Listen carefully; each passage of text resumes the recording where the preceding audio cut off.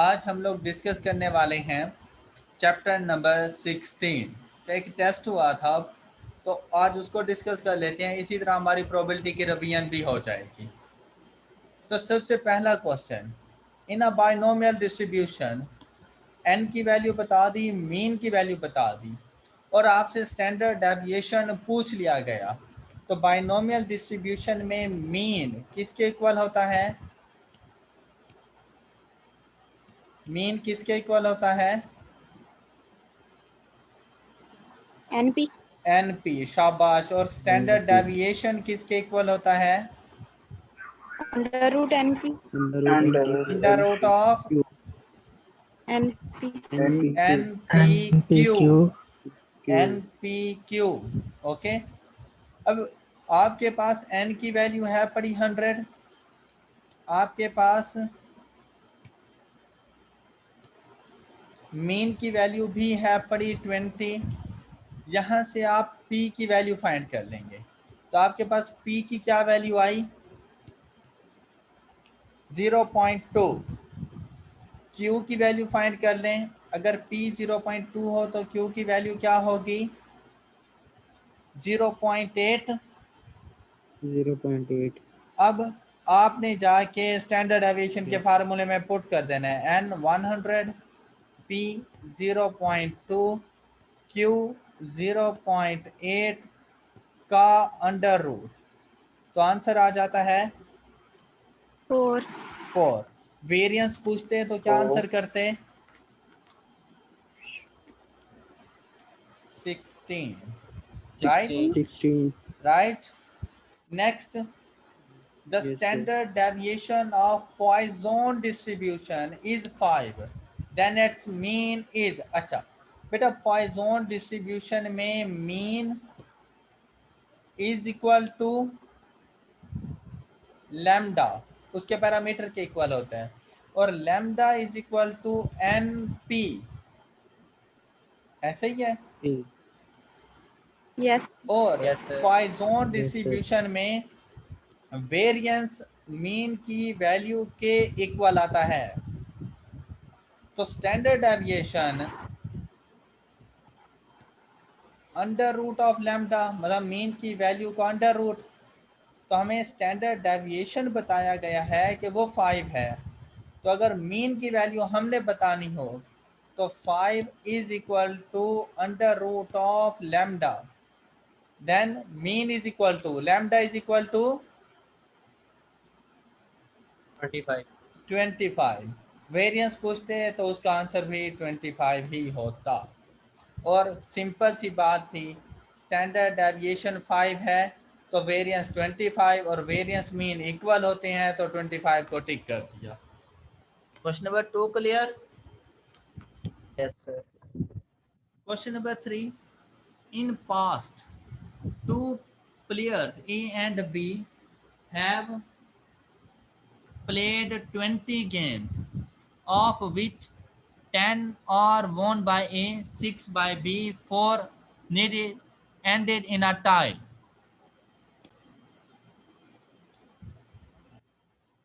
Now, in a tournament, they are to play 4 games. What is the probability that 2 games will end in a tie? हाँ जी, 2 games will end in a tie. तो भाई A और B total games 20। A के जीतने की probability क्या है? A के जीतने की प्रोबेबिलिटी क्या है? 10/20 इज इक्वल टू 1/2। ऐसे ही है। Yes, sir. B के जीतने की क्या प्रोबेबिलिटी है? 6/20। Yes. 3/10। Yes, sir. और यस सर। टाई होने की क्या प्रोबेबिलिटी है? Yes, sir. 4/20 is equal to 1/5। क्या हमने ठीक लिखा? क्या हमने ठीक लिखा?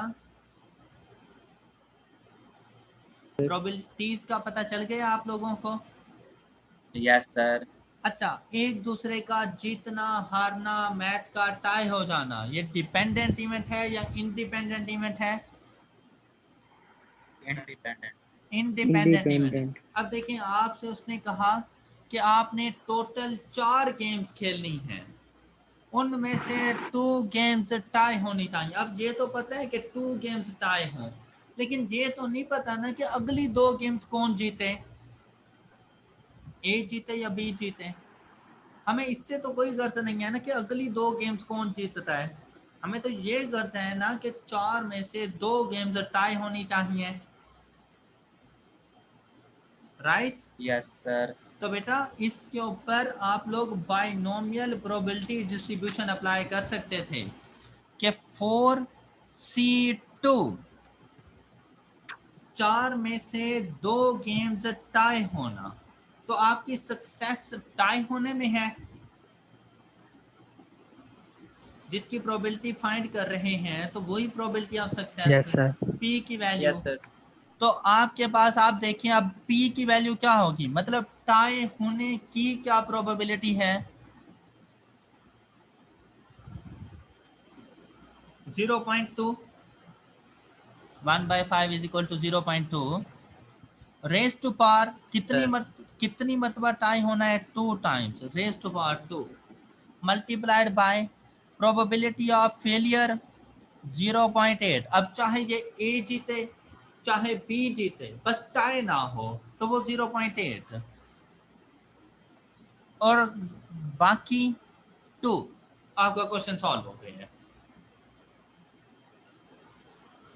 मेरे ख्याल से जब आप Yes, लोग इसे sir. कर रहे होंगे तो आप लोग वो कॉम्बिनेशन बनाने बैठ गए होंगे कि पहला टाई, दूसरा टाई, तीसरा कौन जीते, चौथा कौन जीते, और इस तरह से। तो ऐसी कोई सिचुएशन नहीं थी और उस तरह से बहुत ज़्यादा आउटकम्स बननी थी, फिर आपको पता ही ना चलता। Yes, sir. Same answer. 96 divided by 3, हाँ 625. बिल्कुल। तो कॉन्सेप्ट अब क्लियर हो चुके हैं तमाम स्टूडेंट्स को, इस जैसे क्वेश्चन अब कर लेंगे ना? Yes, sir. Yes, sir. Good. Next है, 2 bombs are thrown on a bridge from a military plane. The probability that each bomb hits the bridge is 4/5। मतलब 80% चांसेस हैं कि जब आपने प्लेन से बम हिट करना चाहा ब्रिज को, तो 80% चांसेस हैं कि ब्रिज हिट हो जाता है। और उसको it is necessary that 2 bombs should hit the target in order to destroy it completely. अब उस ब्रिज को डिस्ट्रॉय करने के लिए ये ज़रूरी था कि 2 बम उसको हिट करें, और अगर उसको 2 बम हिट नहीं करते तो वो कंप्लीटली ब्रिज डिस्ट्रॉय नहीं होगा, फिर तो वो पार्शली डिस्ट्रॉय होगा अगर एक आध कर लेता है हिट तो। Okay, what is the probability that the bridge is partially destroyed? हाँ जी, क्या करना चाहिए? partially destroyed किस तरह से?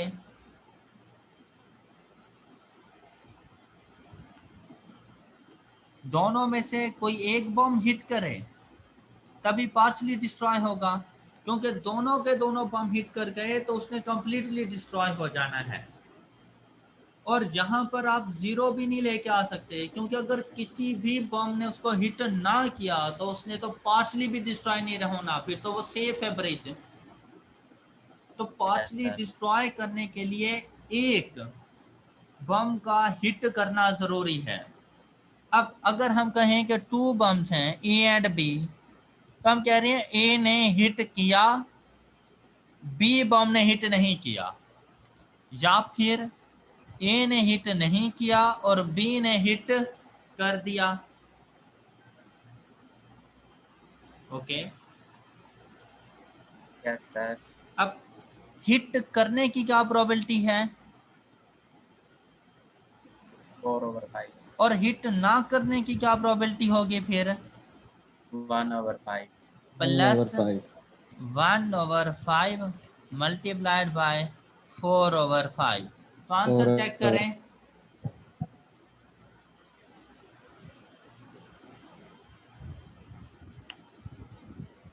8/25। और अब मुझे आप ये बताएं कि आपको समझ भी आई है? यस सर, अभी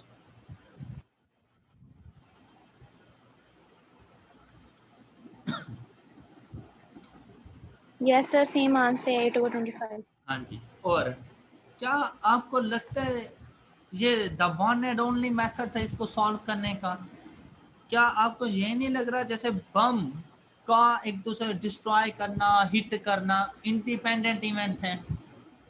भाई पहला बम ये थोड़ी दूसरा बम ये थोड़ी सोचेगा भाई पहले ने हिट किया तो मैं भी करूंगा, या पहले ने हिट कर दिया तो अब मैं नहीं करूंगा, ऐसा थोड़ी होता है। इंडिपेंडेंट यस इवेंट्स सर, है ना। इंडिपेंडेंट है। तो बेटा टोटल 2, उसमें से एक हिट करे तभी जाके पार्शियली डिस्ट्रॉय होगा ना।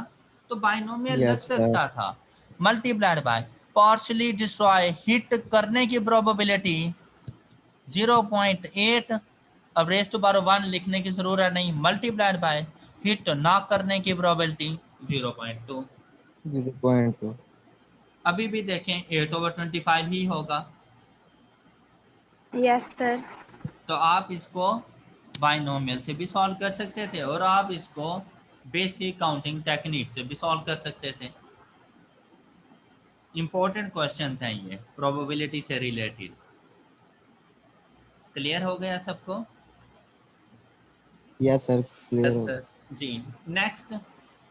अच्छा नेक्स्ट तो फिर आप बताएं ना, नेक्स्ट जरा आप बताएं।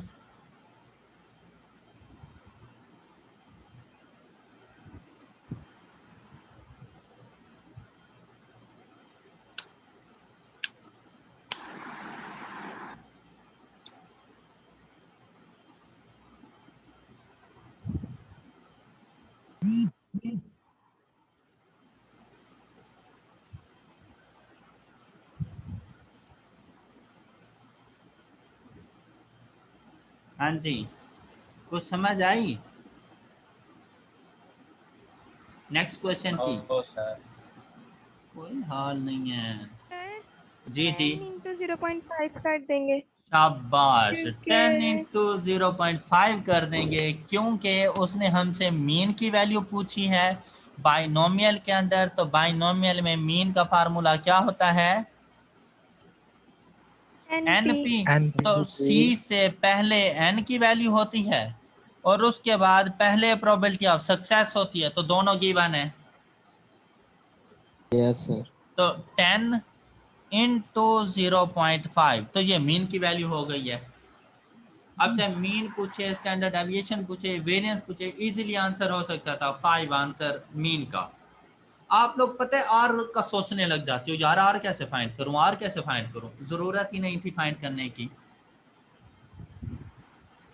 है ना।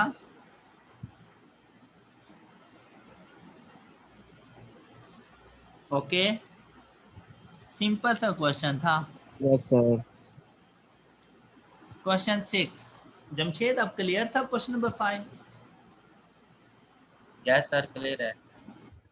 Question number 6, team A and B play a game. Probability that team A wins the game is 0.7. What is the probability that team B wins 3 out of 4 games? मेरा निकाल के कोई मसला होना चाहिए कि 4 गेम्स में से 3 गेम्स टीम बी को विन करनी चाहिए। तो क्या करेंगे? 4C3 मल्टीप्लाइड बाय, बाइनोमियल अब हम लोग बी के लिए सोच रहे हैं, तो बी के विन करने की क्या प्रोबेबिलिटी है? 0.3। यहाँ पे 0.7 ना लिख देना, वो ए के विन करने की प्रोबेबिलिटी आ जाएगी फिर। Okay, 0.3 raised to power 3 multiplied by 0.7।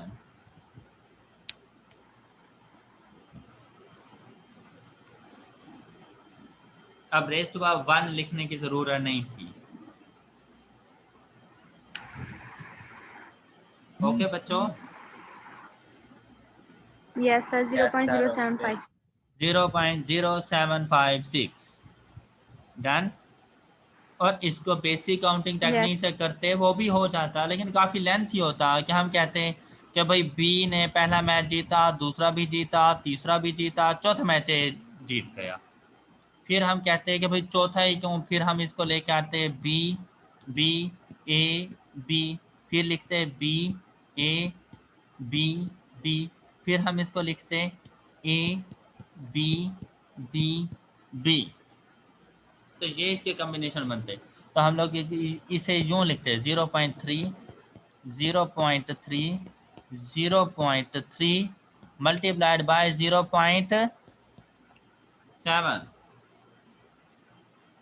और हर किसी के लिए इसी तरह से करते हैं। तो अगर आप इसको 4 टाइम्स मल्टीप्लाई करते हैं तब भी सेम आंसर नहीं है। Yes, sir. Same answer.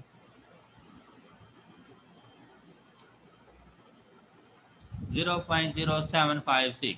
तो ये देखें बेसिक काउंट, लेकिन यहाँ पर आप देखें बेसिक काउंटिंग टेक्निक ज़रा ज़्यादा लेंथी नहीं हो गया, और बायनोमियल ने इस काम को बहुत आसान कर दिया। फिर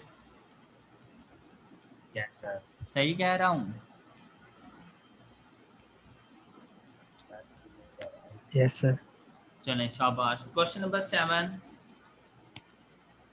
records show that the probability that a car tire will burst while driving over express highway is 0.0001। ये प्रोबेबिलिटी है। तो less than 5%, less than 5%। Yes, sir. तो बेटा लेस देन 5% अगर प्रोबेबिलिटी हो तो कौन सी प्रोबेबिलिटी डिस्ट्रीब्यूशन अप्लाई हो जाती है? बोलें बेटा Poisson. बोलें। Poisson probability distribution. शाबाश शाबाश। देखें बोलते रहा करें, हालांकि क्वेश्चन में आगे लिखा हुआ है, लेकिन उसके बावजूद आप खुद से क्वेश्चन से पूछें कि भाई कौन सी probability distribution. Using the Poisson distribution find the probability that among 10,000। अब ये 10,000 क्या होगा? n की वैल्यू। अब देखिए n की value Yes, sir. Greater than 30 हो गई। Passing through the Yes, sir. Express highway 3 cars tyres bust. Exactly 3 के लिए बताना, एटलीस्ट एट मोस्ट नहीं बताना। तो बेटा उसके लिए सबसे पहले लैम्डा की value, lambda is equal to N p. Yes, sir. जब हमने इन दोनों को आपस Yes, में sir. मल्टीप्लाई किया तो लैम्डा का आंसर क्या आया? 1। Yes, sir. तो पॉइजन डिस्ट्रीब्यूशन के मीन की वैल्यू 1, उसका वेरिएंस 1, उसका स्टैंडर्ड डेविएशन √1, वो वैसे ही आप बता दिए। अब अगर 3 कॉर्स के लिए प्रोबेबिलिटी फाइंड करनी है तो क्या फार्मूला बनेगा? E raise to power -1 multiplied by 1 raise to power 3 over 3 factorial. Victoria. क्या मैंने सही लिखा? Yes, sir. Yes, sir. Answer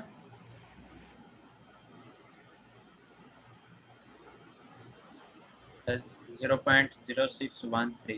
0.06132. C option. Clear हो गया? Yes, sir. अच्छा, अब आपके काम को थोड़ा सा आसान ना कर दूं कि इन केस आप एग्जामिनेशन हॉल में बैठे हैं और फार्मूला भूल गए हैं कि पॉइजन का फार्मूला क्या होता है, तो मतलब हम आंसर नहीं करेंगे उसे। लेकिन ये जो मेथड बताने जा रहा हूँ ये उस वक्त अप्लाई होगा जब लैम्डा की वैल्यू डिस्क्रीट नंबर्स में हो, 1 2 3 4 5 6, मतलब पॉइंट्स में ना हो, डेसिमल में ना हो। अगर लैम्डा डेसिमल में चला जाता है ना, जैसे 1.5 2.7 इस तरह से, तब फार्मूला अप्लाई होगा। लेकिन अगर लैम्डा होता है ना 1 2 3 4 5 6 7 8 9 10 इस तरह डिस्क्रीट नंबर, तब हम लोग थोड़ा शॉर्टकट मेथड अप्लाई कर सकते हैं। तो आप देखें आपके क्वेश्चन में लैम्डा की क्या वैल्यू है? 1. 1. 1। आपने प्रोबेबिलिटी किसकी फाइंड करनी है? x की क्या वैल्यू है? 3 cars.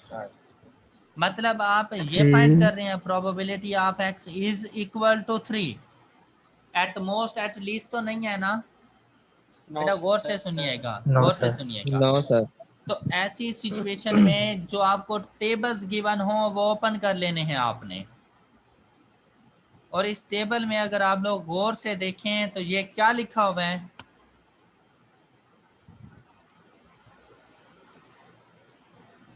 क्या लिखा हुआ है? डिस्ट्रीब्यूशन। अच्छा, Poisson फार्मूला भाई, distribution. फार्मूला भूल भी गए हो तो टेबल से देख लेना कि इसका फार्मूला क्या है, पता चल जाएगा। Yes sir. Yes sir. Yes sir. यहाँ से पॉइजन डिस्ट्रीब्यूशन का फार्मूला पता चल गया। दूसरी बात, ये देखें, ये लैम्डा लिखा हुआ है, तो ये 1 2 3 4 5 जो रिक्वायर्ड लैम्डा हो उसको सिलेक्ट कर लो। ये अप टू 20 तक है, ये नेक्स्ट पेज भी यही है। ये देखें, वो 10 पे एंड हो रहा था, ये 11 12 13 up to 20, up to 20 lambda तक आप प्रोबेबिलिटी फाइंड कर सकते हैं। अब ये पहले आपने लैम्डा सेलेक्ट करना है। लैम्डा की वैल्यू क्या थी आपके पास? 1। फिर आपने ये एक्स 1 sir. सिलेक्ट करना है। आपने किसकी प्रोबेबिलिटी फाइंड करनी है? 3। तो इसके सामने आंसर मैच कर लें। क्या आंसर आ रहा है? 0.0613। 0.0613. तो देखिए, मैंने क्या फाइंड किया हुआ था क्वेश्चन नंबर 7 में?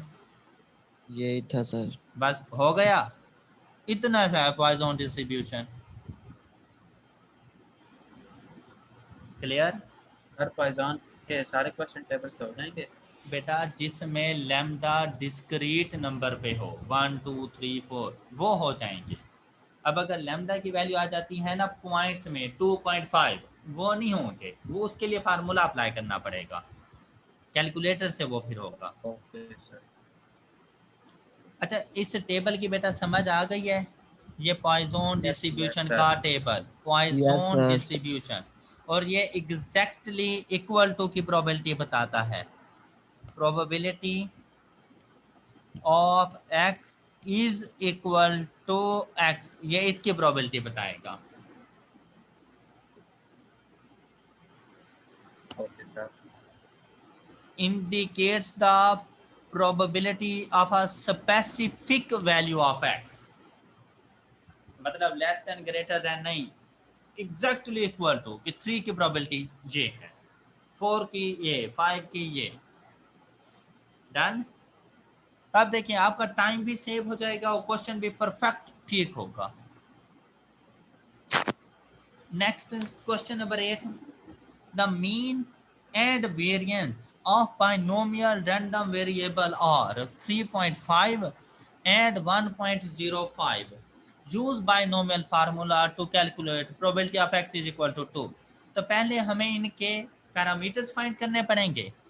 तो mean NP is equal to 3.5.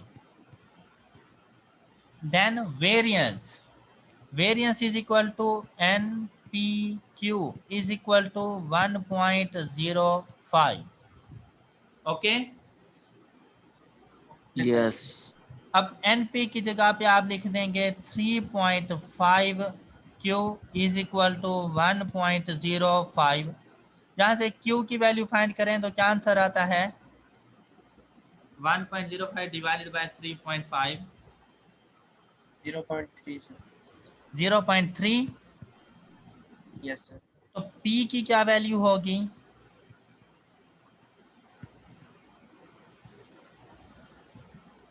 0.7। Yes sir. तो n की क्या वैल्यू आएगी? 3.5 divided by 0.7 is equal to 5।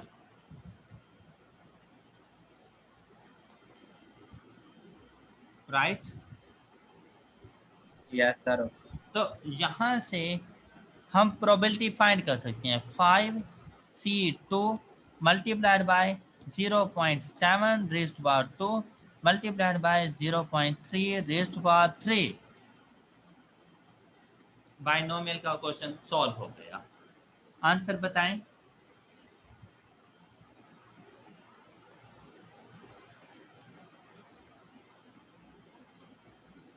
0.1323. Clear हो गया question number 8? Yes, sir. Yes, sir. शाबाश शाबाश। ये 5 का बताना। P फाइंड किया n है की 0, वैल्यू। P फाइंड किया है 0.7, वो समझ आ गई है? Yes sir. तो इस मीन के फार्मूले में n P की जगह पे लिख दिया 0.7 इज इक्वल टू 3.5, तो यहाँ से n की वैल्यू आ गई। Yes sir. हाँ जी।